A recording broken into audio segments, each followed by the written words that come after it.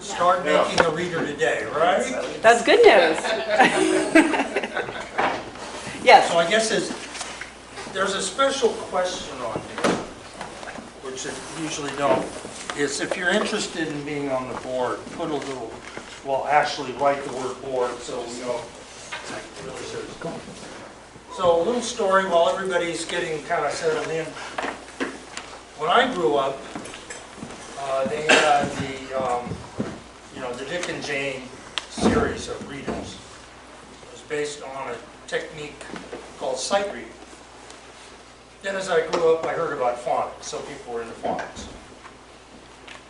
Then I went to college to be a teacher, and well, the big thing was sight reading. And then when our kids were growing up, we were teaching them how to read, and we were using phonics. So, and I thought that's the only way to do it. But I've come around to the idea you need a certain amount of sight reading with English. So, I don't know, maybe I'll be a candidate for one of these. Is it my So turn? this is Michelle from SMART. You just call it SMART, right? Yeah. All right. Smart Start Making a Reader today. We're actually in the middle of rebranding for the first time in 27 years. So we know that Start Making a Reader today can kind of be a mouthful. But so what we do, we're in our 27th year, and we partner with schools and find volunteers to go into schools and read one-on-one with pre-kindergarten through third grade kids for fun. So we don't talk about sight words or phonics. We get to do the fun part and leave that to the teachers.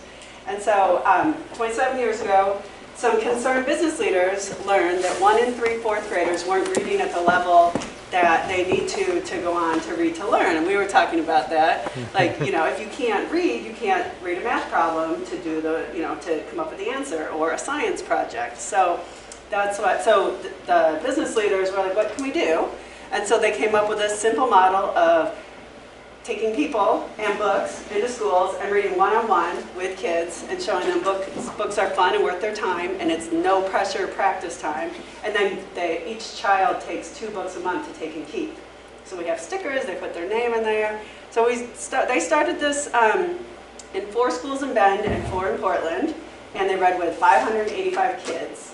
And then fast forward 27 years later, we're going to read with 11,300 kids only in Oregon, and that's with 300, partnering with 300 preschools and elementary schools.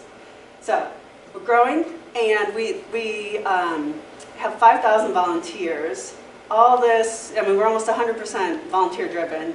We have 38 staff people, so that's statewide. That's everyone from our executive director to me. I oversee the schools in East Multnomah County, so Marysville at 77th is my closest in school, and then I go out to Troutdale. So in your neighborhood, we're at the Highland Albina Head Start preschool, and we read on Wednesdays and Thursdays there. Then we're at Vestal, and so we're looking for volunteers to go for an hour on Monday, Tuesday, or Thursday afternoons, and that is from 1 to 2. And then we're at Bridger, and we read in that school we read with the neighborhood kindergarten classroom. So we are part of a rotation. So a third of the kids come to read one-on-one with SMART, take books, then a third of the kids are working with the teacher, and then a third of the kids are doing independent reading or working with a class aide. So we're an hour of their school day. And it actually is fun. We have training, you apply online, and then part of that is, so we ask people to go an hour a week in the same hour each week. And so you sign up and you're like, okay, you can put a school close to me, or you can put Bridger. Monday, we read Monday, Thursday mornings there from 10 to 11. We're looking for a few people. We read from mid-October through mid-May. So I'm here now because we still need about 10 people in those 3 schools. So if you or anyone you know, you should spread the word, because it is fun. And you do get to read with the same kids each time too. So 20 minutes with the kindergartners and then 30 minutes with the other kids, because there's not the transition time to and from the smart space to the classroom. But Yeah, so there's brief training as part of the online application process, and if you need us to mail you, we have a paper version of the application and the orientation. And so you read through that, it gives a little more of a history, gives a brief overview of what you'll be doing. We want you to show up each week, be fun, and be culturally affirming. We're in super diverse communities, so we don't want anyone to make assumptions about who they're reading with or what a kid's life outside of the school might be. And this year I live in East Portland, so your neighbor in Hazelwood, and I'm reading at 186 in Gleason, and I have a kid who is the shyest second grader. Like if I ask him yes, no, he'll just nod. But if I ask him a question that he has to answer, then he'll be like, nah, nah, nah. And the other day, like for the first time, and I've been reading with him since October, for the first time we did this I Spy book, which I was like, the I Spy book. And it's like, you have to find like 4 marbles or 2 mailboxes. And for the first time, like it's child guided. So whatever they want to read, if they don't want to read at all and they just want to, pick 10 books and talk about the covers and find all the things that are similar, that's fun. So I was a little like, I Spy. But it was the first time that he like turned and looked me in the face, and like I saw like he had, like the biggest smile. Like he never smiled before this book. So probably read I Spy this Thursday. But so it is just fun. Like you can see the gains, you can see the increase in self-confidence or comfort with you, or you can see like, I've had a 3rd grader who wants to. Every time I sit down, I'm like, are you going to read to me or am I going to read to you? And the whole year he said he wanted me to read to him. I'm like, all right, like probably practicing and being told what to read all day long. And so when he showed up with me, then he's like, read to me. So he chose that the whole time until the last day. And then the last day, because mid-May, it's the last day, we have a little Capri Sun, granola bar party. And he was like, had a giant surprise for me. It was that he was going to read this book to me. So it's just fun to show up. And then if a kid is absent in the class, we get a substitute volunteer or a substitute student for you. And every kid in the class, like I've shown up to the front, to the door of the classroom, and some kid will beeline it over to me and be like, Matilda's not here today, so can I come with you? I'm like, ask your teacher. So they know it's a fun place to be, and you can see the difference that you're making. So. The only other thing is we do need substitute volunteers also, so people get sick, they go on vacations, they have an appointment, so we always need someone, people on the list to call if we know in advance of an absence. So I would love to answer any questions. I brought flyers, I brought brochures that tell you more, everything has our website on it, I brought bookmarks, like give it to 2 of your neighbors, and then I brought flyers, because like I said, we're in the home stretch of, we still need people, even for the end of the year, because there's either kids who are waiting to be read with, but I don't know, I know these are bipartisan, we have a we have a slide up at the academy, but I can't be everywhere all the time. So if you know of a billboard to put this on, please do. Brian, did you have a question? Yeah. So, right now you're in the middle of the season. Yeah. But you still need volunteers for substituting, maybe, or just filling in. Yeah, substituting, filling in, and we still need people like maybe life circumstances have changed. Like some people have gotten a knee surgery and they're going to be out for the rest of the year, or there's still kids like at Vestal. We are reading with over 60 kids, but our goal is 66. So we want to meet that goal, and there are kids waiting to be read with. So. And then do you have another run up to the new year? Like you recruit and train people in a certain time frame? We recruit year round, and then we won't start any volunteers after the beginning of April, because then that gives you a month to be with the program. But after that, then it's just because we have a coordinator who's a volunteer at each site, so you sign up with us, you get a welcome call from our office, get assigned at a school, and then the next call you get is from your site coordinator, and that's a leadership volunteer. And so they call and get you on the schedule, and then there's an on-site orientation. So it's like, here's where, here's what we do, here's where we read, here's where we keep the folders for each kid, here's where we, what we do in a fire drill, that kind of site-specific things. So, yeah, but we recruit year-round. Yeah. And then once you're at your school, it's just tons of books everywhere.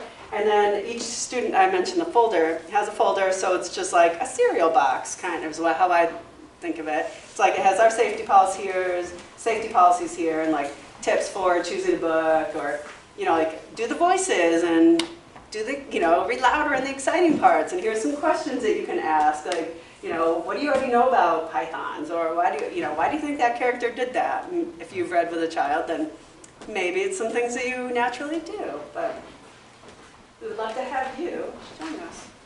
I have a question. Yes. So, I was looking at the schedule and I saw that there were openings at Vestal. I could go on Thursdays, but one Thursday a month I have a staff meeting. Okay. And so, on that date, could I come on Tuesday? Maybe talk to Julie, is your site coordinator there? Okay. If she knows ahead of time that you know which Thursdays you are not available, then she can try to work to get a substitute for you. And then, yeah, she would probably love to have you swap out your days that week for sure. Okay. Thanks. Yeah, of course. Hi. So for all of the students that don't have readers, what are they doing? In their classroom? So it depends. We work with the teachers, decide which time their students are available to read or to come with us. So I know like one option is like there might be an independent reading time for the group. And then if a student doesn't know how to read, they're going to benefit more from being pulled out of the class for that 30 minutes and reading and getting practice and exposure to books and you know, being read aloud too. There's tons of benefits to that. So that's, or they're like, I know some are like, they're working on a computer on some reading program, but if they're not, they could gain more from coming with us. Some students, some were in like an English language learning portion, and so if there are students who can benefit from one-on-one reading support and not the English language learning, then they might select those students during those times. Yes. Yeah, you almost touched on it there a second Yeah. ago. We have a lot of different languages spoken in the area here. We have Russian and German and Spanish and several different Asian languages.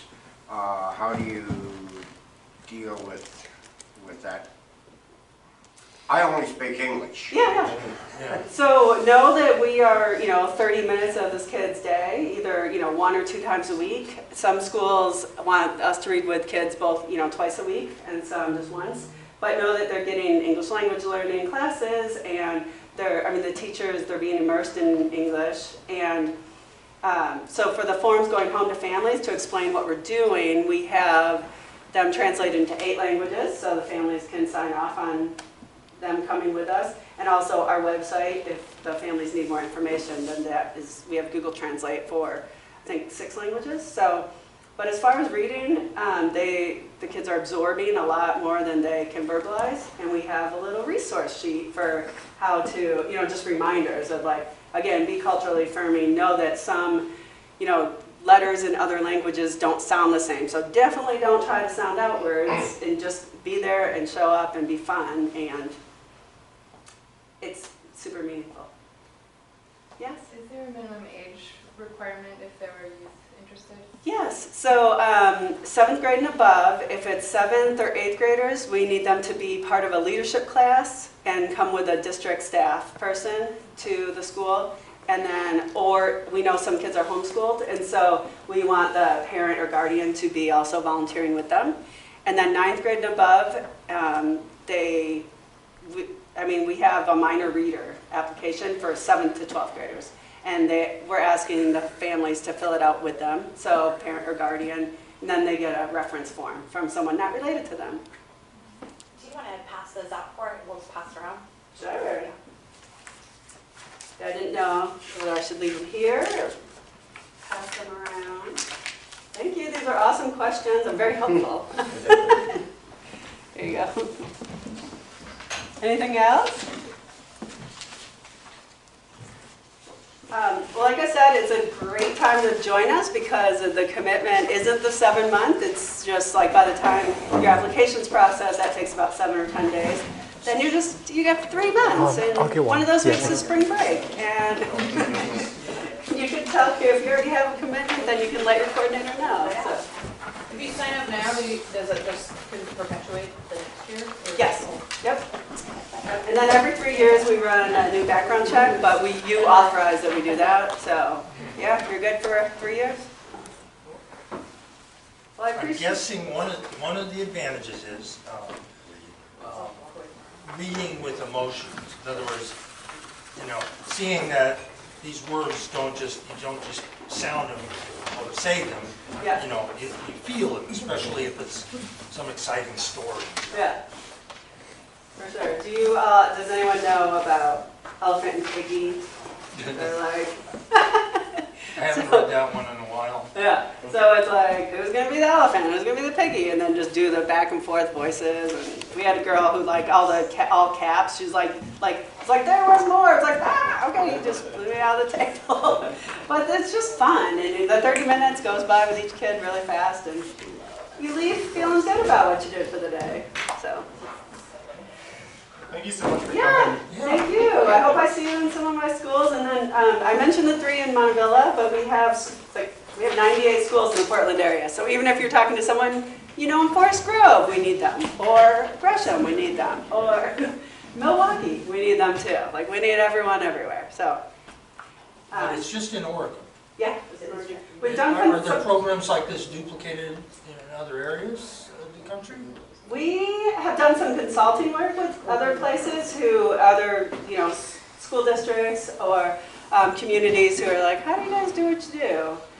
But we don't have the oversight. We haven't reached every kid in Oregon who needs us. Yeah. And we don't have the oversight to go do site visits and make sure they're implementing it. So they can't call it smart, but tomorrow I'll be on a call with someone from Charlotte, and then the city of Philadelphia is doing an after-school program based on ours. So it's pretty neat to see. Thank you, Michelle. Thank you. Thank you. Yes, thank you all. Have a good rest of your meeting. Courtney, do you need to get set up? Do you have a computer that has the slides? If not, I can just see. I'll check. Easier. Actually, do you want to take the rest of these back? Sure. You can You don't want to leave give them to all your friends? them. I'll leave a couple of them here. Thank you so much. There you go. Or I could leave these. I just don't want to have one copy of them. We're going to rebrand, so. Oh, that's There right. you So I go. guess we can So take care that's of the old logo. I feel bad about this. Thank you so So much. if you go to Bonneville PBS. Post a video. Well, I don't have. I need to look up the bag to see if I have a. Sure, yeah. Nice to meet you. I'll give you one more. Okay. I have a US whiteboard. I think our bag just has a nation. Rebrand. It's going to be a collector's item. Push the Okay, power yeah. button there on the left. I know.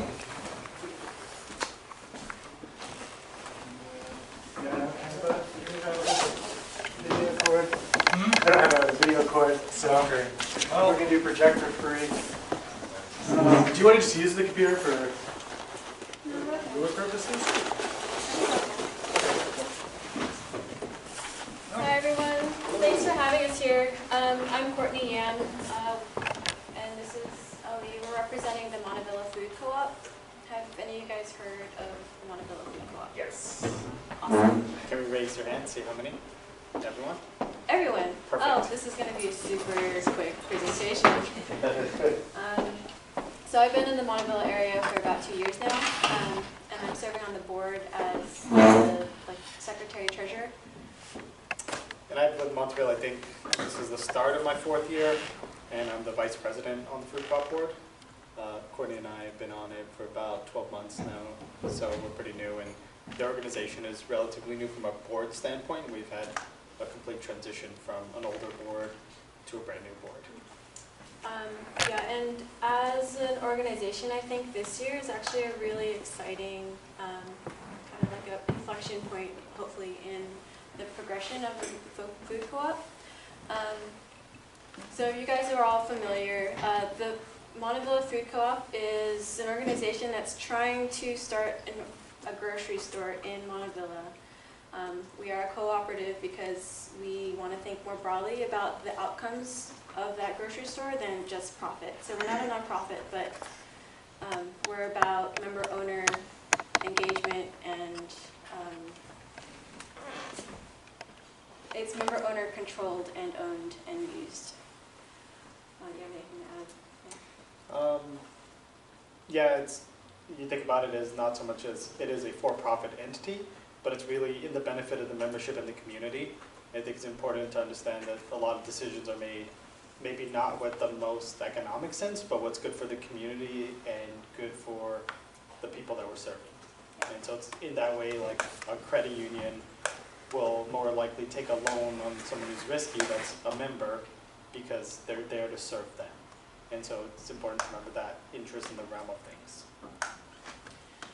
So the co-op was incorporated a few years ago, but we are getting really close to this like key membership number. The number is 750 members, and we're like, I think we're actually there now. we're there. Yeah. We're there. So that's really exciting.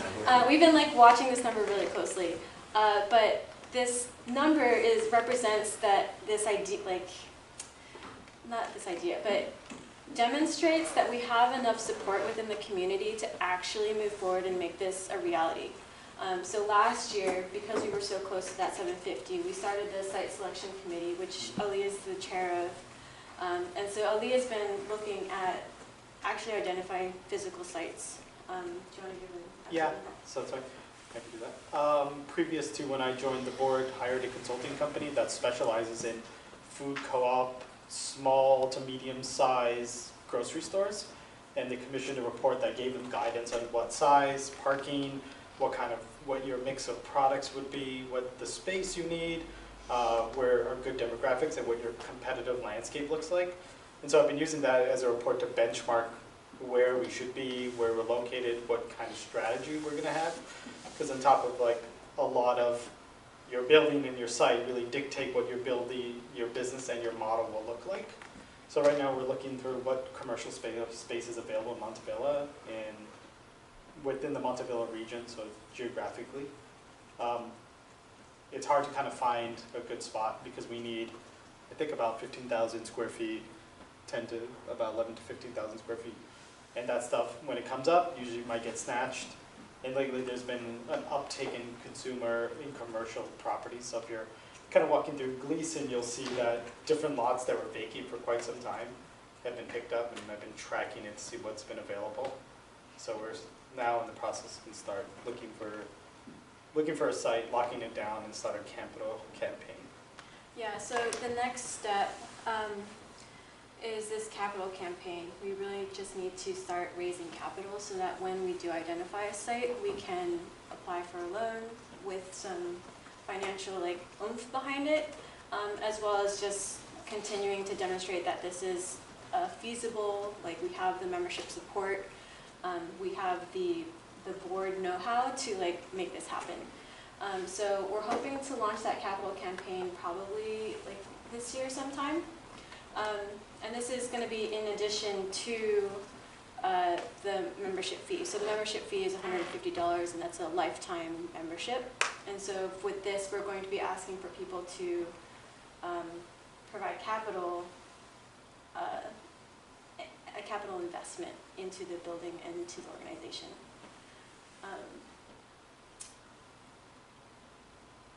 The other thing that we're looking to do specifically this year is continue to build the board.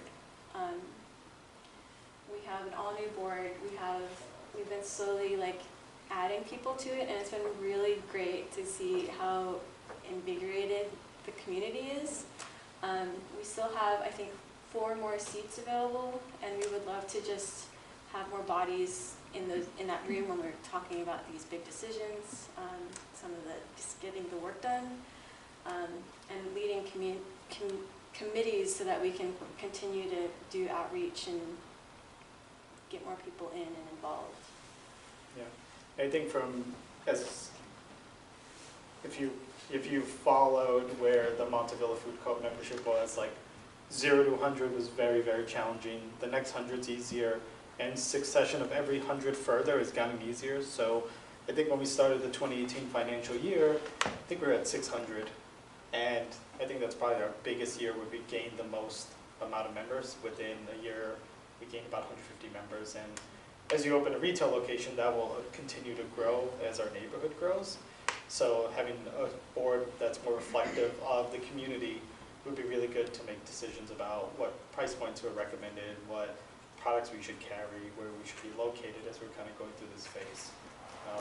And we also think that we're at 750 now, but now that as we move closer to a retail location, it will get to 1,000 much faster than it got to 750. You know, kind of continue to grow. And it's also important to note that this is not a members-only shopping place. It's open to the community, so there is no exclusion. It's not community defined that you have to shop, be in that community. It's very inclusive. And so that also kind of informs the tenor of the board. Like, we are kind of making this transition from this grassroots, like, let's do it, this is our vision, this is our mission, this is what we want to accomplish, and that's still like huge. But we are trying to transition into something that is much more functional and business oriented, so that we can start having these serious conversations about loans and products and all of this stuff. Yeah. Other than that, I think if I could ask somebody from MNA to send out the slides after the meeting, that would be helpful. We do have a few upcoming events. February is Blank Slate's Cocktails for Community benefiting Montebello Food Co-op. So anytime you go to Blank Slate and have, I think it's called the Witch's Brew cocktail, I think that's right. $1 comes to MFC. So just, you know, it's cold out. Think about having a drink on us. Yeah. Do you know when in February, or is it just going all throughout February? All I think it's throughout all February. throughout February. Okay. And then the other events, yeah, so our board meetings, if you're at all interested in like kind of hearing more about what's going on, our board meetings are open to the public, and our next one is on the 25th at Flying Pie. And then we just have a few of our regular events coming up. So we have an annual meeting every year. We have a pancake breakfast every year, and a locals market. What time is it on the 25th? 25th is at 6:30. 6:30, yeah. We usually get a couple pizzas and call to order and start discussing our agenda. And you know, you just kind of work through that time. So usually 6:30 to 8:30, and then from 8:30 to 9:30 we have a board session for us to do internal administrative stuff. So. But it's a pretty transparent meeting, so you'll definitely get a good insight into what all we're working on right now. Awesome. Yes, I mean, I'll be, like, interject. Living in Montebello for 8 years, been watching this food co-op Yeah. slowly become something. Yeah, I'd like to, I'm Angela, and please understand, I'm just asking you something because I want to know like why I should support it, right? So I moved here 3 years ago. I understand this has been going on for many years. Yep. And they're only at 750 people, which to me is pretty disappointing. And so I know that perhaps you both are new to the board, and so please don't let me be too tough on you, but honestly, $150 to say, yeah, or capital investment, it's not that big of a deal, but like if it's going nowhere, it's a big deal to me. So I want to know like what you guys are doing to get your foot on that pedal, you know? Because we have 16,000 people in this neighborhood? Sorry to be so tough on you, but No, yeah. I think it's good. I mean, Yeah. Let's just talk about it so I can Yeah. go, I'm behind this, you know? You know what I mean? That's a good question, because I was a member and I actually ended up canceling my membership and going to Alberta Co-op because I lived here for 6 years. I know the person who actually started the co-op mission in Cutler, who now lives in a different neighborhood, and that was over a decade ago. I don't want to be too critical, but you know, I mean, I know maybe you That's have okay. you kind of said like Yeah. we're ready to really put some emphasis on this. So can we talk about that a little bit? Totally. So first thing I want to bring up is it's hard. I mean, with us being new, what decisions are made are historic and out of our control. Yeah. But one of the things that Courtney, I, and Caitlin have done is we redefined the way we operate. We're a much more synergetic organization that response by email to each other. We hash out things very quickly. Our meetings are very much more productive. I think the 2 or 3 meetings that I attended with the previous board were more challenge in making decisions. There wasn't that kind of autonomy. And we're an organization that sets up committees that have more autonomy.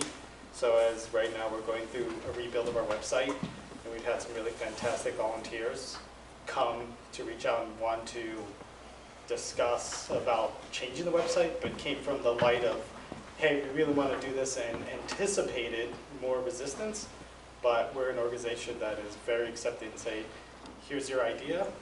Okay, you like it, we like you, and let's go roll with it and start getting it knocked out. And in about a week's time, we've made pretty significant progress. And I would also say, so I had the benefit of joining at this like key inflection point. So I wasn't really present in that long slog, but it has been really apparent in the last like 2 years. We've seen like probably not quite this kind of uptick in numbers every year, but it is like as we get closer, it's easier for people to buy into the idea.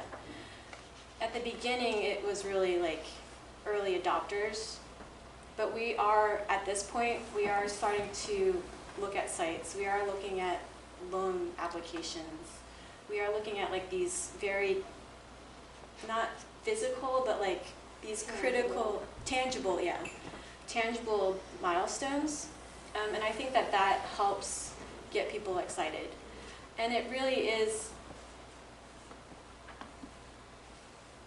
it really is on all of us in this room to get the rest of the people like going. Yeah, and thinking about the touchdown as well, it's almost as, it's still the Monteville Food Co-op, but it's almost as a rebranding. But as opposed to when you started and you feel like you were just wasting your money, now with this new transition team being more on it, opposed to just a lofty idea, it's about getting the idea out that like, hey, this can actually happen, and we have a plan to actually make this happen, as opposed to before. Yeah. Right. And I just recommend just being real clear about the new initiatives and the rebrand from the very beginning, because, you know, it's hard to, like, there's people that invest capital, but, you know, they got to know that it's going to go somewhere, you know. Yeah, and I think, you know, instead of, I mean, we'll communicate that, but we also want to show them that we're knocking things out. Yeah. And I think that's more important given the previous history of how things operated. You know, our goal was to hit 750, we hit 750. Now we're here, we're moving to the next step. So we want to be known more of an organization that's getting things done as opposed to waiting. And I think a lot of stuff that I sent to them early on is some of the skills needed. You know, the idea is fantastic, right? Right, but the skills and the people and the time, I mean, this is, you guys know you're on board. It takes time, personal time out of your week, from your families, your friends, to really commit. You really have to be driven to want to do this. And so at this point, I think we have a really good team to do that with the skills and the communication and the culture within our organization to really get this to move. Thanks for being willing to answer those questions. Yeah, really appreciate it. Sorry, she went first, I'm just gonna ask. Go ahead. Well, I need more information simply because I don't know how a food co-op differs from another grocery store. So how are you different and what are the advantages? Because I shop at Winco and I don't know what a food co-op is. Sure. Winco is a co-op. Well, I know it's employee owned. It's an employee owned. It's employed, but it's like a co-op, but Yeah. So I think probably the simplest way to think about it is that any profit that the co-op generates as a grocery store goes into making the grocery store more profitable, of course, so that we can continue staying in business and being competitive. But then anything on top of that goes back to member owners. Either that's as dividends or it's like you get discounts that non-members don't get. So like REI is a really popular cooperative, so every year if you purchase REI products or use an REI card, then at the end of the year you get a check basically that says here's your share of the profits based on the amount of money that you spent. So kind of like Costco does that too. A little bit like Costco. yeah. So are your products, now with the, like, did you say 11 or 15,000 square feet, how big is it? we're still like working that out.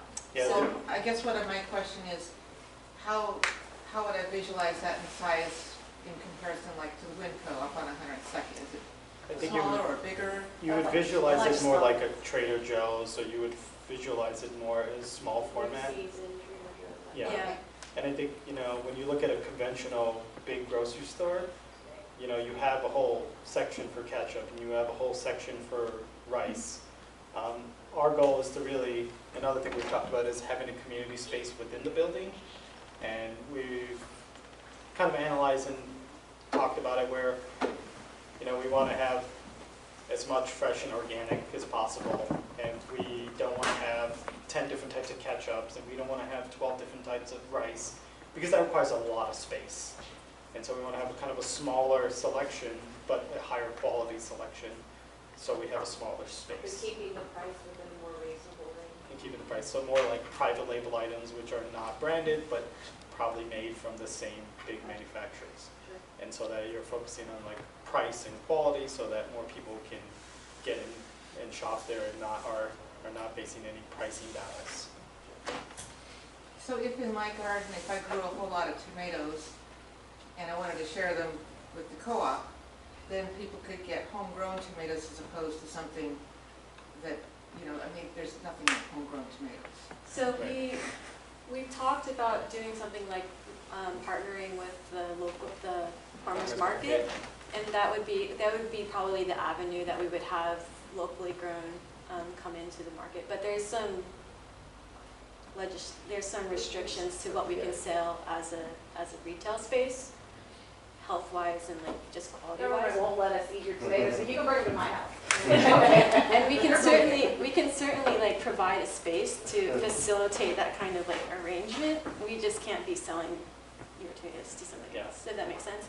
So we, as a cooperative and like locally owned, we can facilitate a lot more than like those big chains. And we want to provide the space and like the means for people to do that. So that's like another aspect of it, besides whether or not it's your tomatoes, you know, on the shelf. Yeah, and if you think about employees, you know, the people who are being employed in this are local within the region, and so you don't have someone from a different state working for a company and their paychecks going, so that's getting invested back into the local government taxes, so there's some strength there. And in one of the slides, you'll see that there's an economic multiplier. So when you're using kind of a bigger conventional store, the multiplier is not as high, but when you're using a smaller store, the multiplier is much higher. I think it's 1.39 for a grocery and 1.6 for a food cooperative or small format store. I think what that boils down to is cooperative is kind of like a medium-sized business, but it is still a local business with like a small business feel. Yeah, so as a cooperative, we would be able to provide more opportunities for like staff and for our vendors, and yeah, just have those conversations. Yep. And we just have to navigate the legal qualifications needed for health codes, and because ideally we envision possibly using some of the vendors that come from the farmers market to buy some of their produce to distribute, or some of the different, like the bakery, the new bakery, as another source of our baking, so that we're buying from the community, selling it, they have another point of distribution, we have a fantastic provider.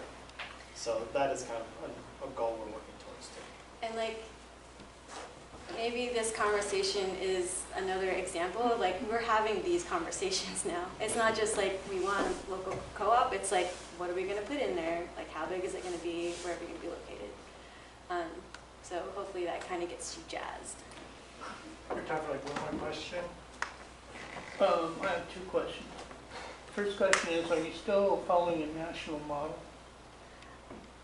Yeah, so the 750 number is actually from that national model. It's just, there are just more resources out there that we like to lean on. But obviously, it's going to be specific to our particular case in terms of timeline and like. So that means no?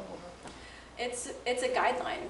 It helps inform what our plan is, but if we, so for example, the national model says at 750 you, or at 500 you can start a capital campaign. And so we're going to start a capital campaign, and if it does really well, we'll push forward without waiting for that next milestone. And if it doesn't do well, we're going to regroup and take another look at that plan.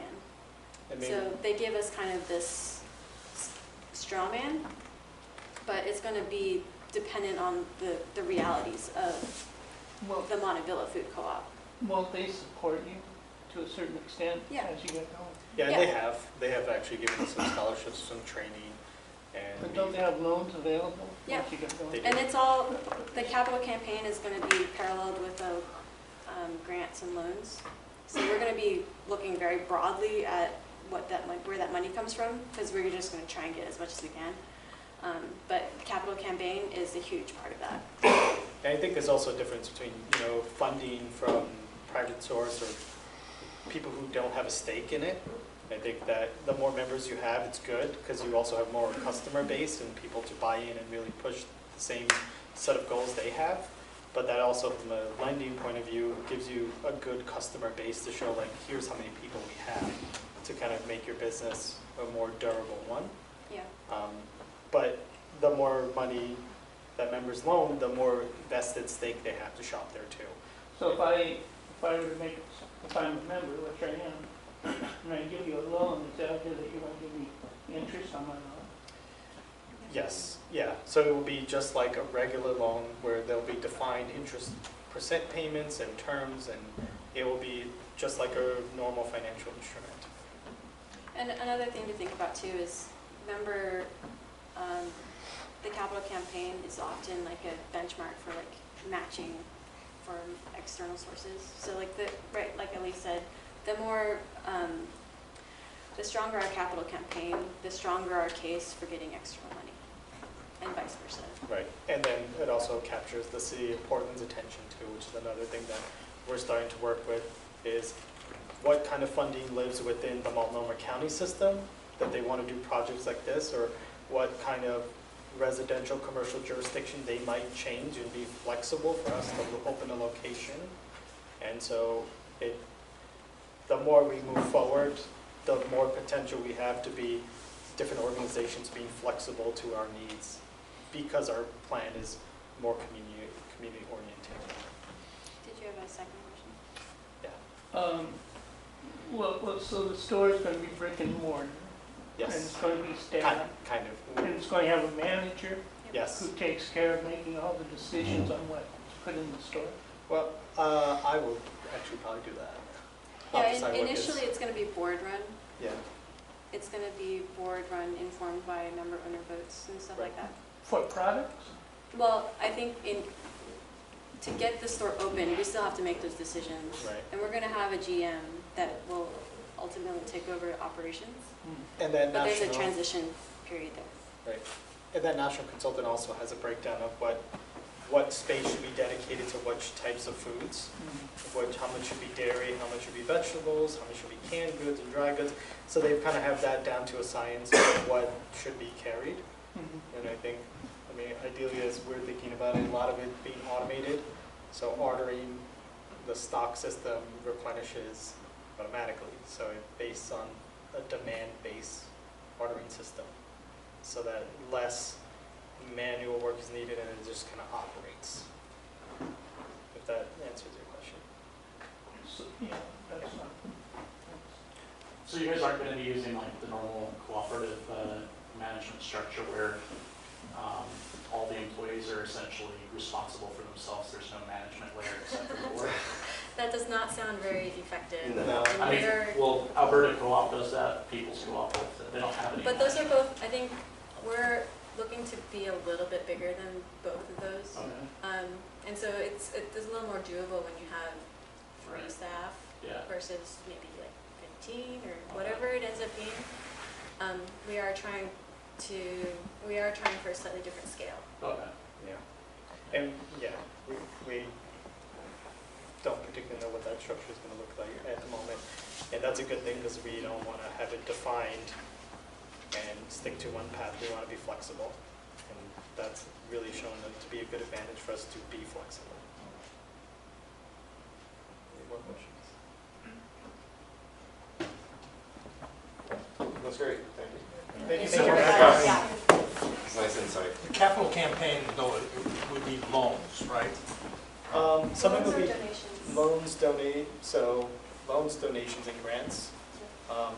So From private. not like an ownership position, because it's still to be the members that are owners. Yeah, The and members will still be there. members will always have voting rights over who owns or who controls. Donators and Yeah. so on. And you could theoretically be someone who loans money and not a member. You know, that's just like loaning money to your bank as a financial instrument. If you owe money, you have to spend your member, you have to vote. Yes. That's. You aren't buying votes. That's a standard, and that's the way. That's another distinction for a cooperative versus like stakeholder stocks. Although, Sure, for general comments. just to throw this in, sorry.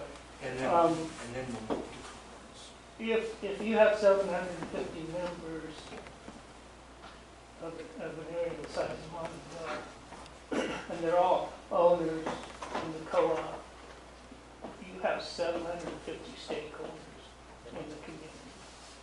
And we're hoping to be much more than that. Yeah, Sure. and we think that there's a lot of shadow owners who have waited for that 750 mark to cross, Mhm. and now they're joined. Because as I've met a lot of members, they're like, when you hit that 750, I'll think about it, or I'm waiting for it to bandwagon enough that the transition point happens. So I think getting to 1,000 will be so much easier than going from 600 to 750, Or even 100 to 500. or 100 to 500. Maybe do signs that say we're at 750. Yeah, which I think technically was like this week. Nice. So Oh, right. You need to have one of those thermometer things, you know. we I've seen them, yeah. Thank you, Ollie, right? Thank you for coming in. Yeah. Courtney. thank you. Thank you Thanks for for having having us. us.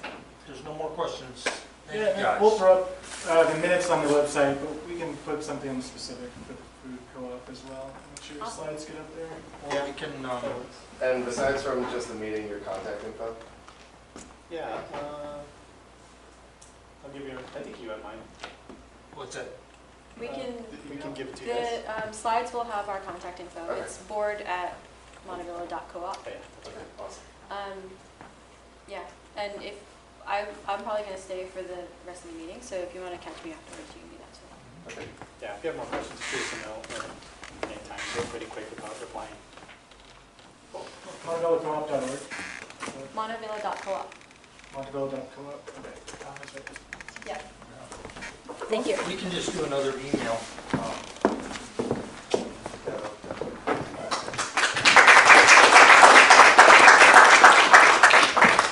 So we neglected to do it at the beginning.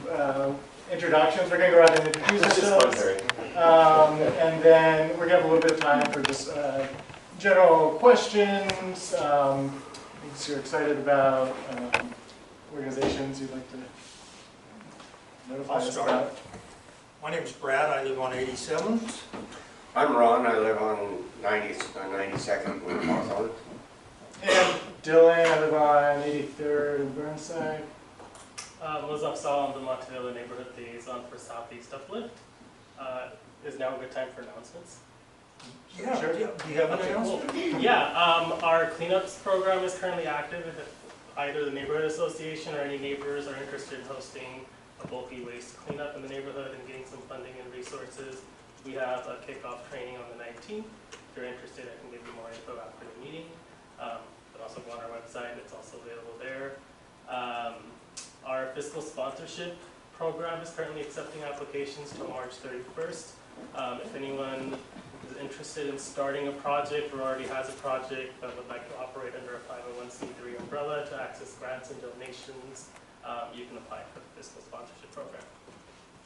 So This is there's our a meeting Southeast on, Uplift, Yes. to be clear. Yes. there's a meeting on February 19th? Yep. Okay. My name is Ruth, I'm 87th and Pine. My name is Amy. I work at PCC on Division and 82nd, and I have a quick couple announcements. couple opportunities for community. One of our partners, Apano, is hosting a climate health and housing summit this Saturday on our campus, if that interests any of you. Workshops, panels, and movie screens around those issues, and specifically how those experiences impact immigrant and communities of color. And then we have we have a community forum that's being hosted by PBOT and BPS the 27th, Wednesday from 6 to 8. And I don't know if there's some changes that are being proposed for 82nd Avenue that may or may not be relevant to any of you, but for the neighborhood aspect, I think it is. There's some improvements for safety and right-of-way that they'll be talking about and inviting comment and question. So a couple of those, and I can email you if any of you are interested in more information. Yeah, that'd be great. I'm Scott. This is my wife Andrea. We live at 79th and Weezer. I'm Andrea. I'm Tim. I live 80th and Taylor. My house is the one that goes kind of crazy on Halloween. That's it. I thought my house was the one crazy on Halloween. Angela Todd, I'm the chair of Monteville Initiative. I have my house as well, 75th and Stark. I live on 92nd and Gleason. Benjamin, I live on 78th and Wilson. Cliff Ollinger, 78th and Stark. I'm Chelsea, I live at 90th and Ankeny. I'm Bill, I live on 86, Turnberg side of Let's start with the cameraman. Hi, Andrew Wilkins. I live at 80th in Oregon. I'm Greg. I live on 69th and Halsey. I'm Courtney, I live on 90th off Burnside. I'm Ollie. I live on 72nd and Haskell. I'm Rihanna, I live on 89th and Amy. I'm John. I also live there too. Cool. And then, so a little bit of time, if there's any questions for us, feel free to do it now, or we can always just close and you can come talk to us directly.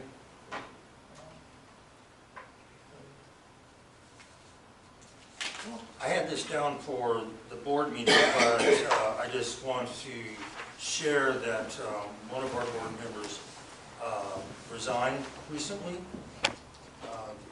She had, Pat Sanders, she had projects that she wanted to do, and it was just kind of, she didn't have time for the commitment. And so it's just kind of disappointing for me, because she, nothing against these guys, but she was pretty dynamic, kind of put a new heart and soul in organization. But we're going to keep on going, and if you do put your name down, we'll get in touch with you, and if you're interested in being on the board. Yeah, that's a good point. We are also looking for board members or some general volunteers, if anyone's interested. Email us directly. There's also a post on the site where we kind of just have some really basic questions like, why do you want to volunteer? Do you see yourself helping out the community? Stuff like that. Yeah, we totally need more volunteers to help us keep things running. And then could you tell me the difference real quick between the Monteville Neighborhood Association and the Monteville Business Association? Yeah, well, the Monteville, I can't speak to the Monteville Business Association, but I can say that we're, at least right now, doing a lot, focused on a lot of kind of community education, holding meetings like this, and then we're also, one of the big projects this year is going to be the historic resource inventory, which Pat is still doing work on, but, and that's where we're working with the city to get a historic resource. All right, with the test pilot. Yeah, the test pilot program, if you came to last month's meeting.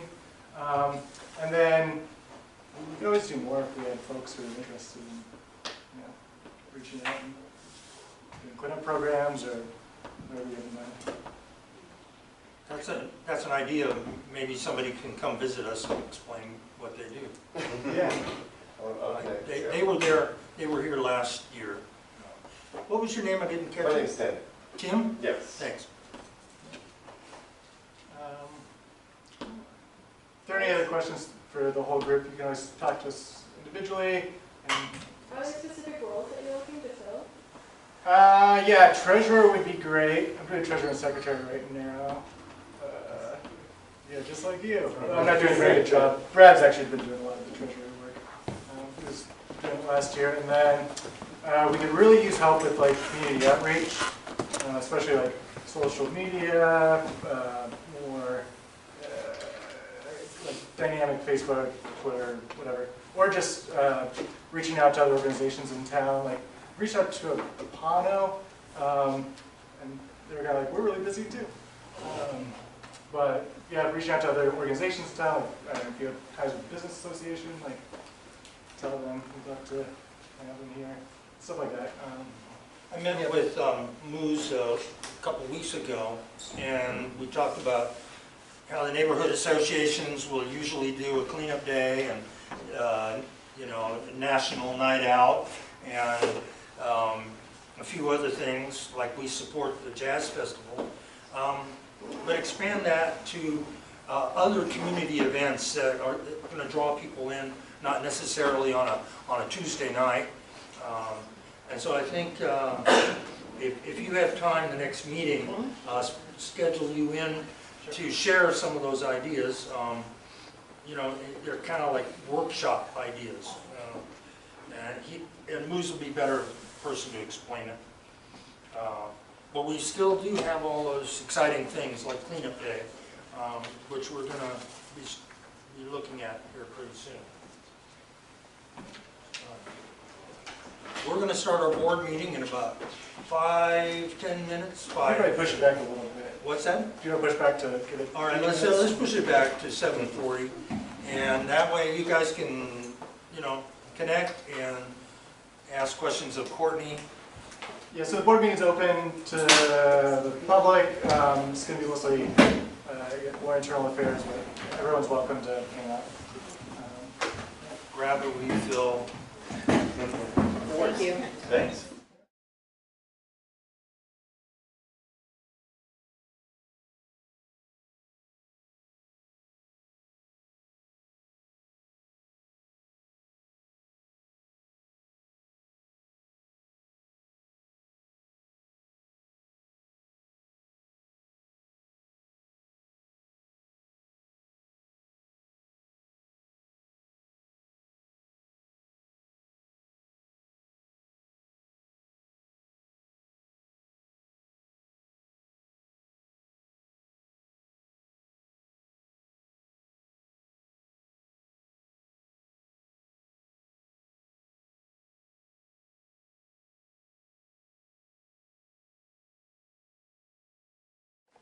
For the comments, agenda? Oh, for the meeting minutes. Yeah, meeting minutes. Yeah. I put capital letters on things, capital letters.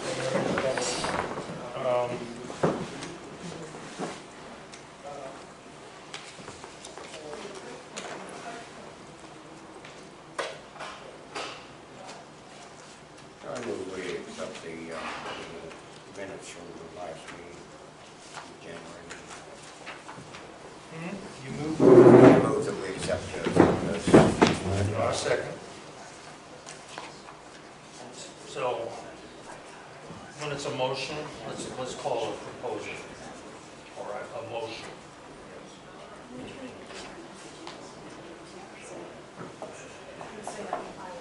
All those in favor? All right. All right. So you have to give me a minute. I need some technical connection. All right. What was that? January. January.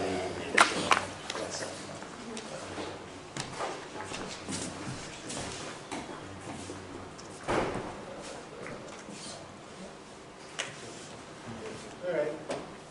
All right. Moving right along.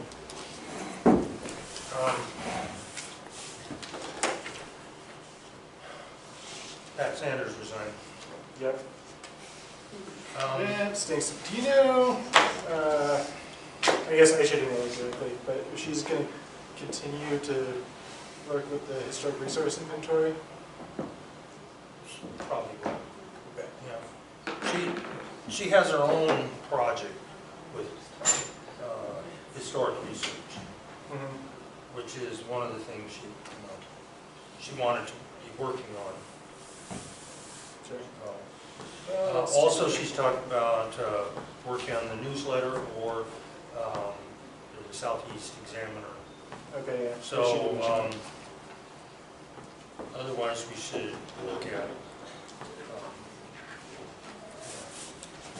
how we can provide things for the Southeast Examiner. But that's off the topic. Was there anyone on there that was interested? Sorry. Oh, I could wait too. nobody? Yeah, we got one person. We had a sustainability recycling. So that'll be good. So what do we want to do about check signers? So right now it's you two, right? Well, yeah, myself and Pat. Yeah, that's right. We could, the last time we changed check signers, it was a big hassle. This time I don't think it'll be as big a hassle. Yeah. Can you Yeah, go in with me, except now that's that fine. I'm looking, I wonder if you could go in with Pat. what? If you could go in with Pat, that might be. No, all we need to do is vote Pat off and then vote us in. Yeah, no, yeah, but I mean procedurally for actually going into the bank, getting added to the account, Pat could still do it. Well, she doesn't need to do anything. Okay. She's already a signer, and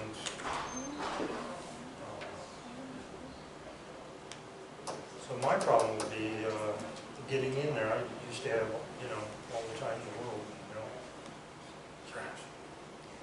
How do people do that every day? I don't know.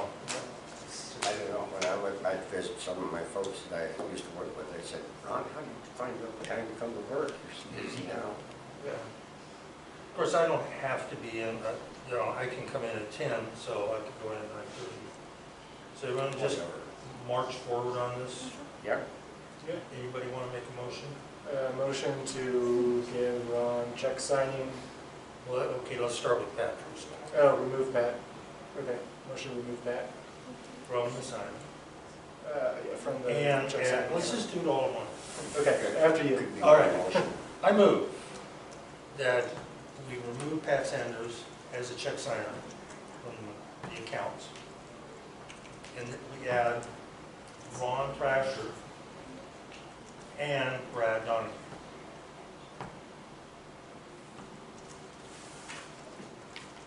You have to do it all at once. All right. I'll second. Well, that's to be moved by not. Yeah, the chair, you're not allowed to You're- make motions as the Yeah, chair. you can voice it to him and he can make the motion. Yeah. It's like this weird technical thing that a It's chair just- would make a motion. In case somebody wants to come back and say you didn't do it right, somebody just repeat what Brad said besides Brad. Yeah, so have Yeah. Dylan say it, Ron second it, and then you're good. Yeah. Just for procedural, silly. Yeah. What Chair's would we do also- without you guys? There's also a board policy on decision making. I actually am telling you because I care.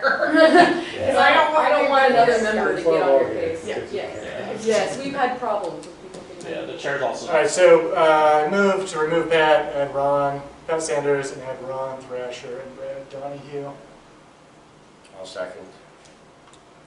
All those in favor? Aye. There you go. Maybe I need to get a Robert's rule, what is it, a Robert's Rules of Order or something? Yeah. I need that.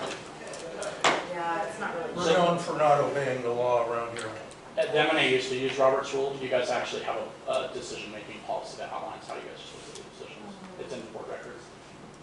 All right, I think you're doing great, Anyway. excuse me. moving on.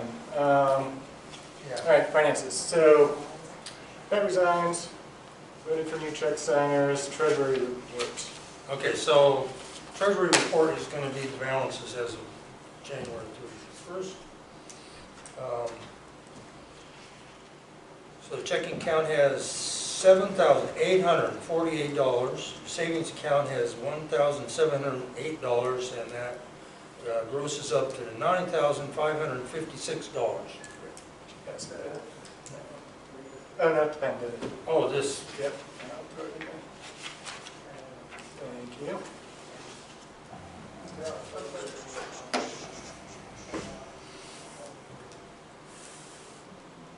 Will you guys be reporting on expenditures at all? That's pretty common for neighborhood association boards to report expenditures and revenue. what, like recent expenditure? I mean, Moose could probably tell you, there's a report that Southeast Upland has, it's a template that says balances, expenses, and revenue. It's supposed to be printed and given out to members of the association at every meeting. It's called a finance report. Yeah, I know about Moose finance. is shaking his head, so he knows what I'm talking about, and it's on Southeast Upland's website. You guys haven't done it in 2 years. Can you email that to me, or is it out on your Thank you. website? All right. It's also required under state law, of course. May I ask a Actually, I was, question? what? May I ask a question? You're supposed to print it out and give it to everyone? at the It's meeting? supposed to be generally available to members, and when you're not even reporting expenditures and revenue to the board, they don't have the ability to have any fiduciary oversight. You're on a board as well. So it basically, it's standard best practice for all nonprofits, and it's also required by state law, yes. So by not having it each we're month. printing this stuff at home, so we don't have to print it out like 30 copies, maybe, you know. The MNA traditionally has printed out 10 copies of agendas, finance reports, and minutes, and made them available to members at all meetings. Okay. That hasn't taken place in 2 years, though. You can also post them in your meeting minutes if you don't want to. Yep. Copies. Great. That makes it really easy. So that's what we'll shoot for going forward. Yeah. And then outline budget. I don't know what budget outline. Yeah, I was supposed to work on that. Yeah, we haven't done anything on that. Basically, We discussed at the last meeting setting forward, budget outline going forward, but we haven't worked on that yet. So it's still on our to-do list. And then, I try not to wear my heart on my sleeve, but I've been pretty discouraged. And so I have this impression that somebody wants me to either resign or, blow away. And for that very reason, I'm not going to, otherwise I would, because I have a life. I have a life, I have a wife. But,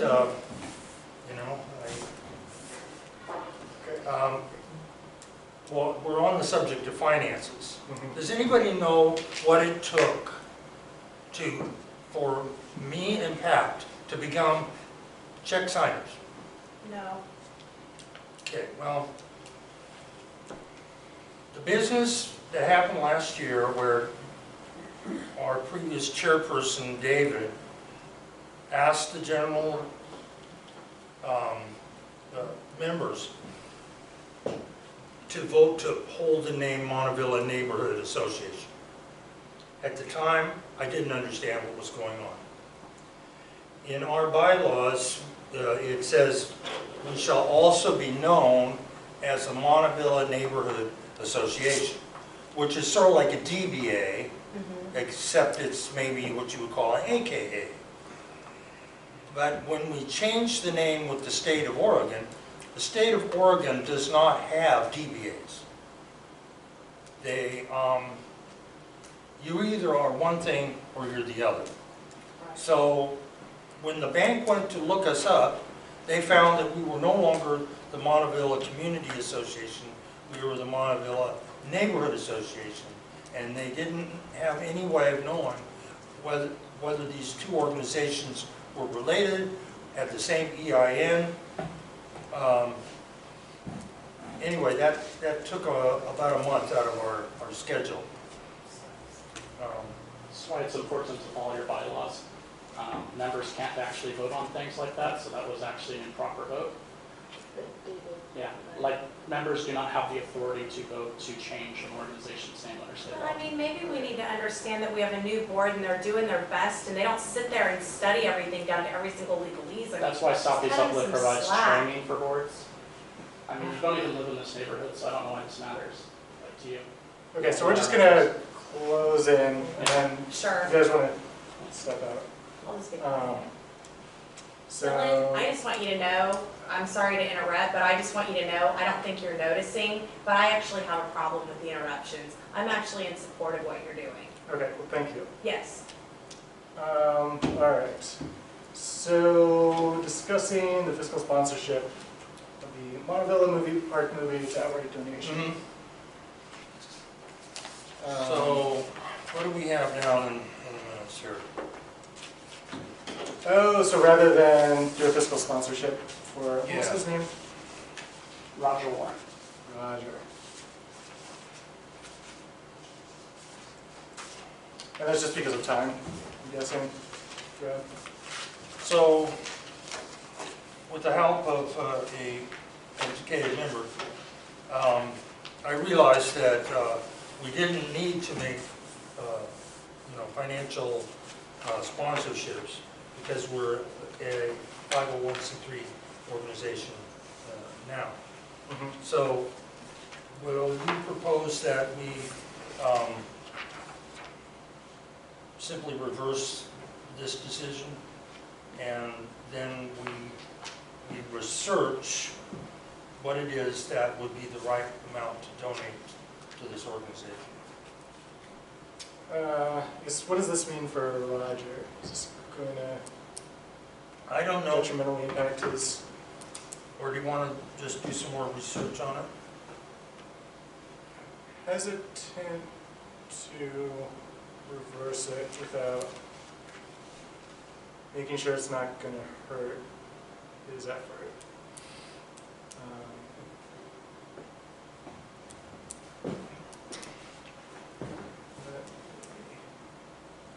So I'll tell you what, this is not a motion, this is just a way to move forward. Okay. Let's get in touch with him and explain, what the issues are for us, and, find out what it is that we can do to help him. Okay. Yeah. All right. I like that. So we'll table this.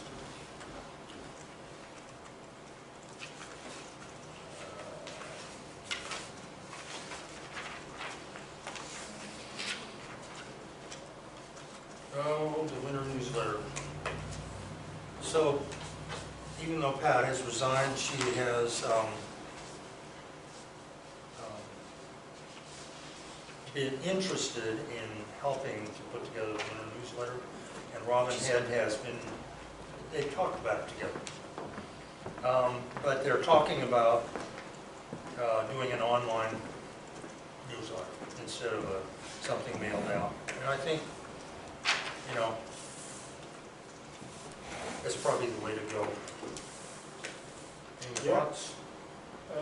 That's a great idea. I could work with them too to make sure it gets out to everyone. Although Robin has a little membership info too. Yeah, so, I don't know, are you good with publisher? I mean, Microsoft Publisher? yeah. I mean, you don't necessarily have to use it for doing emails, but, I mean, we have sent out, we've put together the newsletter, and then just put it online. Yeah. And so it looks like a newsletter,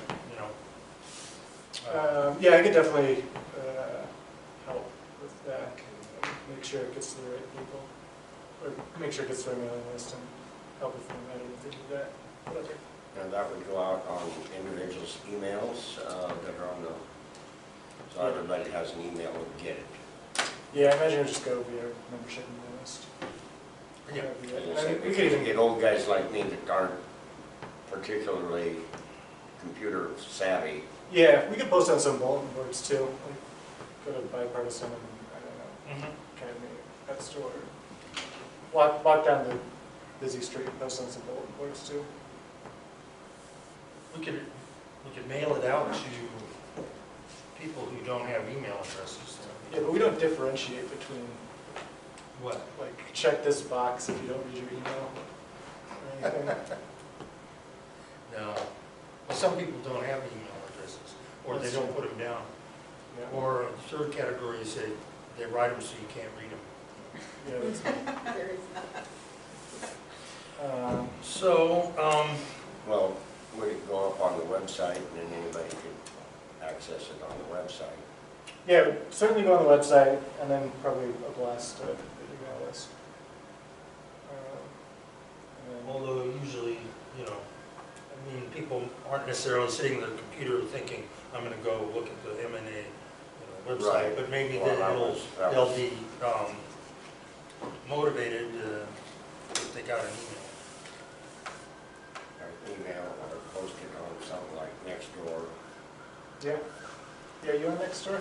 Yeah. Use it? Okay. Oh, well, a little bit. Some of the things on Nextdoor get kind of, Out there. yeah. I was looking for a word to. Okay, we don't need to vote on that, do we? We're not spending any money? No. Have you had emails between you and Robin Head? Yeah, I've chatted with Robin before. Okay. Actually, I tried to get her to join the board. So we have a little over a month before winter's over, so Did you get that out? to get the, February is the new January. February is the new January. yeah, it is. Okay, so yeah, March put, meeting, wait, shall we move on to the March meeting? So we're gonna have a crime prevention review.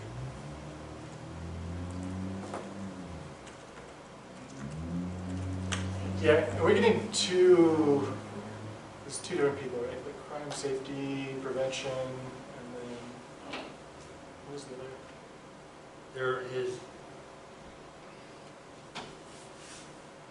we have the meeting all arranged, and the lady in charge of it wanted this other fellow to make the presentation. And so it was put off until March. So, Okay. if you want me to look it up, I will. No, it's fine. And then,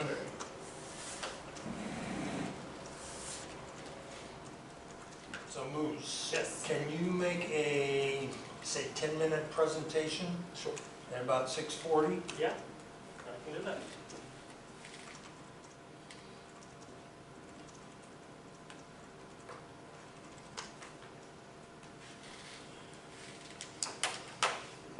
Cool. So we'll lead with Moose and then go into Yeah. crime, safety. Mm-hmm. So, So what were the new You business? made notes on my sheet. oh, yeah, sorry. Oh, That's okay. okay, that's fine. Cleanup is first.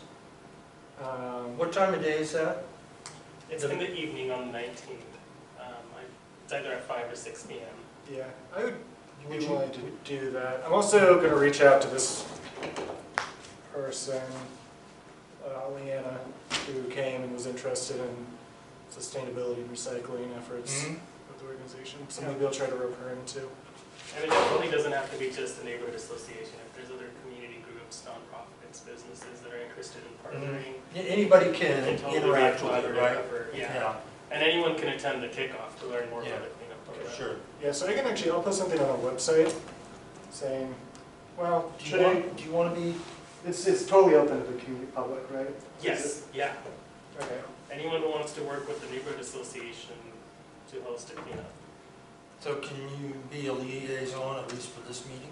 Yeah, I'll go to this one. I'm not going to commit to bottom lining the event, but I'll go and No, see you if I don't can. want to do that. I'll see if I can recruit some folk or find anyone who's interested in it. What's the date on that meeting? February 19th, and then Actually, after we got done with last year's fall cleanup, the pastor at Monteville Baptist asked me to get in touch with him in February. And so, so I can do that. reach out to I him. will liaison with him. Okay. Yeah, I could go to, I guess, kind of represent the organization also. But I'll reach out to this person if you want to reach out to the pastor. Yeah, yeah, because they were a little bit put off by having to move it, move it out of the springtime, because springtime is when they're gonna have the most volunteers and support, and we need support from them in order to get it done. We also need to have, what I'd really like to see is a cleanup committee, you know. Liz also mentioned that sometimes the neighborhood associations will combine for cleanup day. So we can talk with our neighbors and see if... I mean, you split the take. Well, yes, but you also, because each neighborhood has a designated amount, I think it's around $700. So if you're partnering with multiple neighborhoods, you also have a bigger pot of money. Yeah. Okay. And we might be able to just do one site instead of two sites. And I just forwarded the info for the kickoff event to all 3 of your Monteville emails. So if you want to include that on your website or in your meeting minutes, feel free to do so. Okay. What time does it start? Sorry. My internet's really slow. No, it's fine. Let me just pull up that easy. Church cable Wi-Fi. It's not speedy.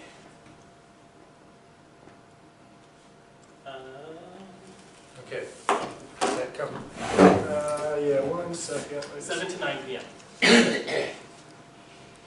That's Southeast Uplift? Yes. Yeah, I could totally go to that. That's easy.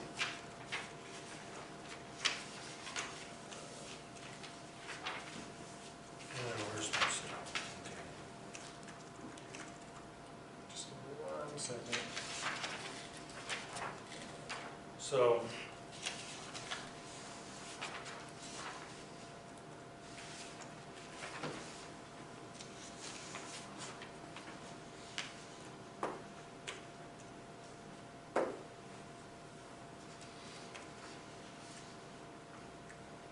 you got it?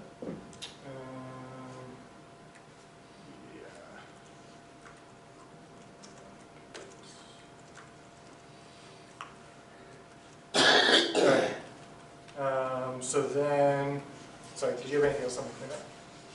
Did you have anything else on the cleanup chat? Okay. So then Angela Todd requested to become a member. Yeah, let me get to that. Okay, so I don't have the bylaws memorized, but it's basically to the effect that either your residential address is in the neighborhood, your business address is in the neighborhood, or you can simply request to be a member. Yep. And it doesn't necessarily, explain what the justification has to be.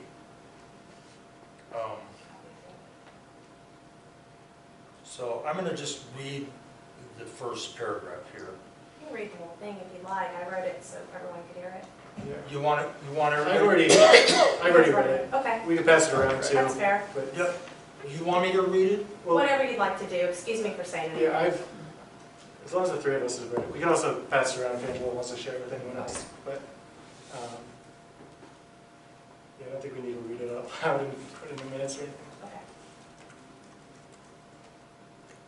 Okay. So, Angela Todd has a business in the area. So, how many of your clients do you think are in this neighborhood? I don't have any clients. I've had only a couple in Montevilla in the last 3 years. They've been very, very small clients. I don't typically work in this neighborhood. That's the truth.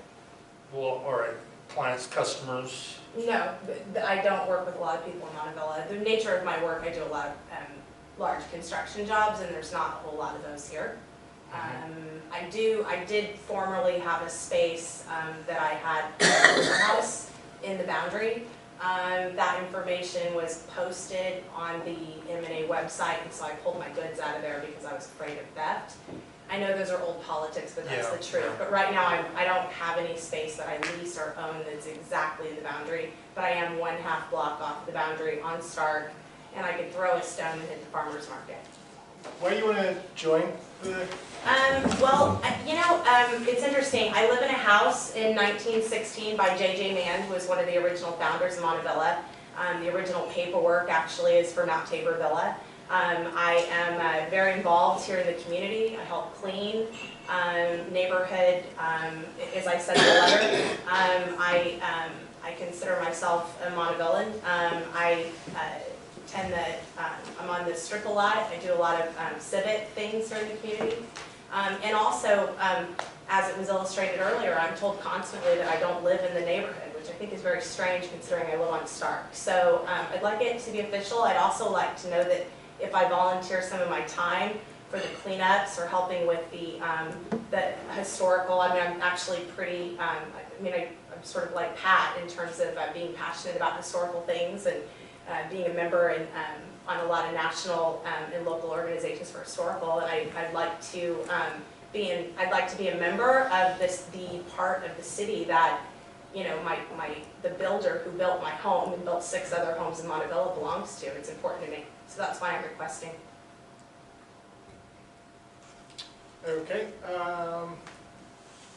Well, personally, I don't know who set up the boundaries, but personally, to me, the 75th and Stark would still be part of Montevilla. It's on the corner of Montevilla. Yeah, and it's right there on the edge of the old town Montevilla, where the light rail used to come through when we had a real light rail in the city of Portland. And when it was originally Baseline Road. Yeah, Baseline, yeah. So I would be in favor of, making an exception to the boundary rule. I don't know about Robert's Rules of Order or how it works, but I would move that we make that. I'm gonna get some more discussion. Oh, okay. Yeah. So, Ben, you wrote the bylaws? Or? I did write the bylaws. I Yeah, wrote I them think- based on the ONI standards. Yeah. We can Based on the definitely- ONI bylaw templates. Did you have a question about that? Do you know how this is dealt with in other neighborhoods? It's really based on your bylaws. Your bylaws do state that people living outside the boundaries can request to be a member. Other neighborhood association bylaws do not state that, so you can only be a member if you're a resident, business owner, a representative of a business, property owner. So it comes down to what you guys want. Yeah. So our bylaws would allow this? Yes, your bylaws do allow it by a board vote. Well, you're aware of how 76 jogs, right? Oh, yeah, my brother lives right up there on Taylor. So if Got they a block up the hill. were to run 76 straight forward, it would go right through your house, right? That's right. It's a very weird, almost like it cuts around it. And then what is that building on the corner? A kitty corner for me used to be Beats Auto Body, now it's. No, they're just right next to you, across from plywood. Oh, it's I don't know the name of it, but it's an assisted living place. They have a lot of, that's up to my backyard.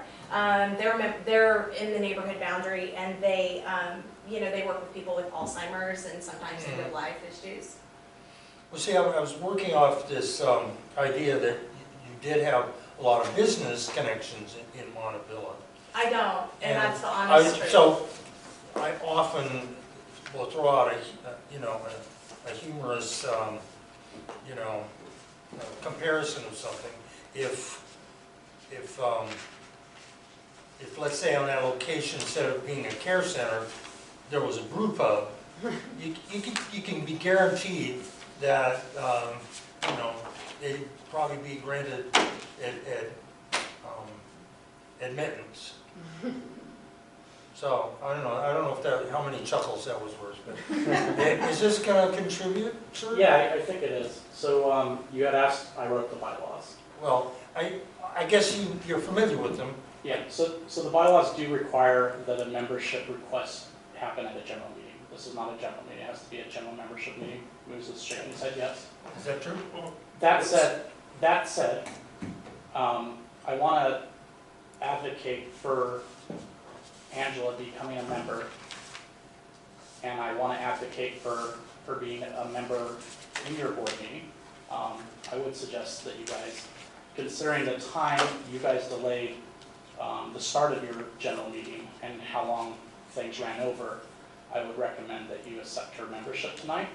That said, in the past, the board has granted membership to people outside of the boundaries that do not own property and that do not have a business license in the neighborhood.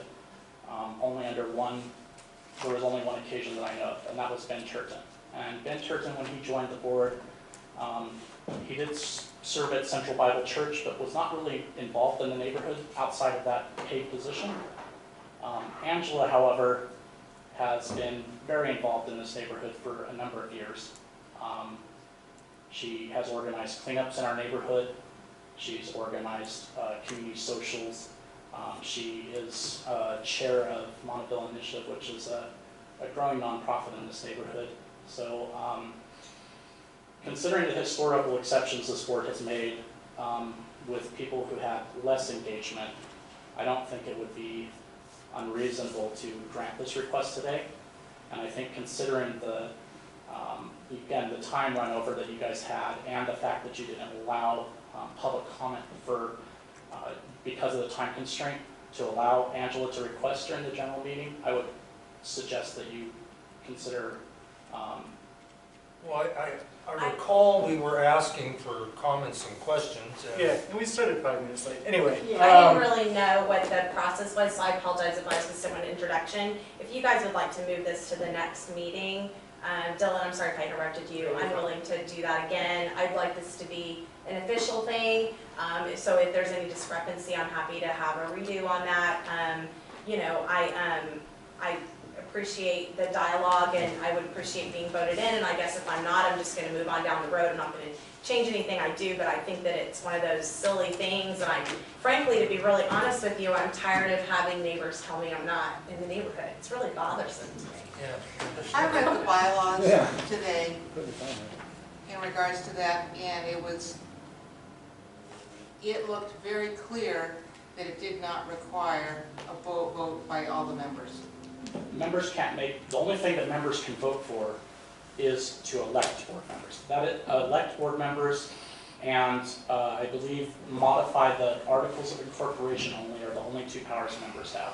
Can we just? It does have to be asked in the general meeting so that the members are aware of it. But again, considering the, yeah. Can we just make an intent to accept at the next meeting? So we'll tell you, we're going to do it, we'll formalize it next time. Yeah, that's perfect. Well, Thank you. assuming that's okay with, so. Yeah, and we'll have introductions at the beginning if you want to do it then, and, you know. Yeah, I'm sorry, this is for me, but what is the date again on the, it's the first Monday or whatever? Second Monday. Second Monday, okay, all right, got it. If you'll allow me, I would also recommend the same thing, just waiting until the general meeting, just so you're not violating your bylaws. Yeah.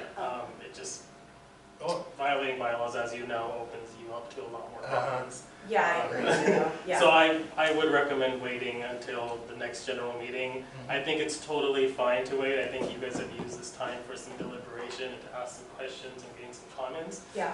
And that'll just make it faster next time. Maybe just giving Angela a couple minutes to present to the general membership why she's interested, and then you guys take a vote and it's done. Okay. It can be a really quick, you know. I mean, you guys haven't voted, but it seems like just from your facial expressions that you seem generally supportive or not in your position. Thanks for your consideration. We'll just talk next time. And understanding that, okay, so if you have a business or you live in the area, there's really no. So it's only half a block. Actually, can I? I'm saying something in general, even though this is not really an open meeting, but I guess I'm looking forward to kind of a new day here at Monteville, and you know, and that's just to say I'm expecting, you know, you to just be the contributor to that. You know, I faced a certain amount of resistance from the idea of reaching out to you know, folks who are in the Monteville Initiative, and I think it's time for, you know, the adults in the room to work together. So I gave my speech. Brad, Love this. this is actually, and Moose, this is actually another option of the board, so you guys don't have to waste that precious time tomorrow. And it's something that I have mentioned to Angela, and I feel personally this is what you guys should do, separate of a request. When I was on the board, which was less than 3 years ago, Angela was a member of the association when I was the board president. She had a business license, she requested to be a member, she ran during the election, she voted in the elections, which were in 2017. The term of membership is 3 years. Amanda Rhodes removed her from the membership without any vote of the board. There's no provision in the bylaws that allowed that. Because she did that without any board vote and there's no provision in the bylaws, she violated the bylaws. And my position is that Angela is a member and that Jeff Church are members. They voted, they ran for elections. They can't run for an election or vote without being members. They had a business license at the time. They were improperly removed in violation of the bylaws. So if you guys wanted to do things right, I appreciate you could just acknowledge that they are still members. Thanks for that, Ben, but I just wanted to just officially do it based on the bylaws because I feel like I don't want it, because I don't have that warehouse anymore. And I don't know that I'm gonna do that again, and so I just kind of wanted to go by what the bylaws say, so thank you for that. I don't know who removed us, and that all that is true, that I was a member, but I just wanted to do it like, you know, I just wanted to be really honest and go, this is who I am, and I'd love to be part of it, and let me know if I'm approved. So. I think if you'll allow me, Brad, Sure. just a second. I normally don't like interrupting during board meetings because that's not my place. I'm not a board member. In this situation, I will say two things. One, that you stated this could be a new start. Obviously, things have happened between the neighborhood association and the initiative in the past that we are well aware of. I do think this could be a positive new start to a new positive relationship, and I would hope that that's what this is. Secondly, we do, Portland's neighborhood system and its system of governance does have this issue because of the neighborhood association system, that oftentimes people are micro-focused on their one neighborhood, whereas the problems that are affecting that neighborhood are actually affecting every neighborhood citywide. So these sort of neighborhood boundaries that were set up in 1968 or 65 are sort of very arbitrary because the same things that affect me in Buckman, I live in Buckman, are affecting you all in Montevilla. And so I think that one of the things that we've been pushing for is to sort of be more flexible with these arbitrary boundaries. And I think that you guys could certainly, you would be taking a strong stance in that sort of progressive new wave by, you know, accepting members that are from outside of the neighborhood but want to be involved. Yeah, thank you for that. So I say we table it with, unless you want to. Yeah, You're good. As long as you're okay with waiting a month. I'm I mean, okay. like, I'd rather just do that than to have another conversation in a few years that I've expired, because Yeah, 3 years is up, you know we'll what put I it in the mean? general meeting minutes and Cool. then Thank the you. official, easy to interpret, there's no time issue. Personal opinion, I think a lot of the folks on the east side of Mount Tabor really have a better, more affiliation to Montevilla than they do to Mount Tabor, which is on the other side. Exactly. It's And true, that's why it's almost a there's- geographical thing, I'm not gonna We like had climb some up the very hill to involved get. people that stopped coming to meetings when the boundaries were kind of brought up. They were like, oh, I'm not Montevilla, like they had no idea. They're like on 76. Yeah. Well, we can move on if you guys want to, I'm I good. think that concludes, Yeah, well, sorry. Oh, sorry. Well, I had a couple of things I wanted to kind of bring up, and I'm not sure exactly how to do them, but I would like to see the association get involved with the PTA. I was on the PTA board at Binsmead. I was on the Montevilla Soccer Club board, which, because our kids all moved out of rec soccer, I think Montevilla Soccer Club died, but we're so associated with the Mount Tabor practices, Little League practices at Binsmead. They play games at Binsmead. I saw this summer, my girls practiced at Montevilla Park.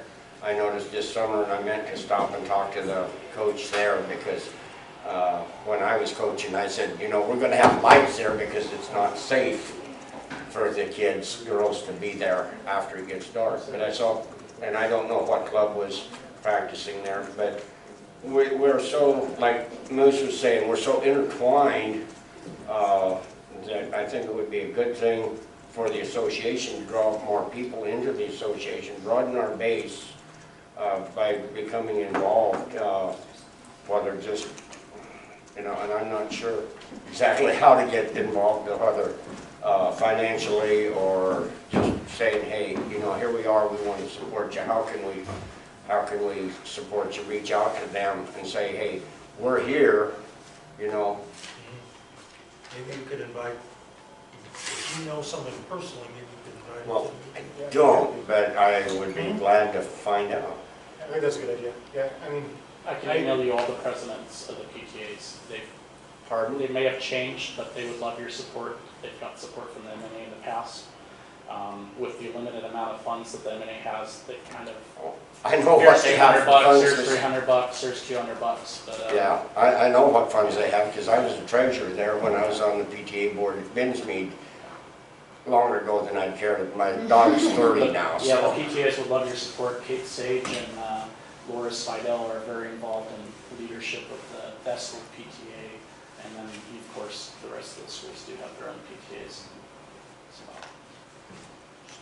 yeah, if you want to reach out. Yeah, I go down to both, what do they call Clark School now? They decided to change the name for some reason. Is it Creative Science? Something like that. Creative Science, maybe? But I'd be glad to go down to both those schools and see if I can get in touch with the PTA folks. I'm sure that they will also try to get in touch in the summer. That's usually when they come around for money. I know Creative Science has like a rummage sale that they usually ask for money to help support. Well, and we always had candy sales and stuff, fundraisers. Yeah. Okay. Okay, one other thing, I can't wrestle this whole thing with you, but, so I gave you a copy of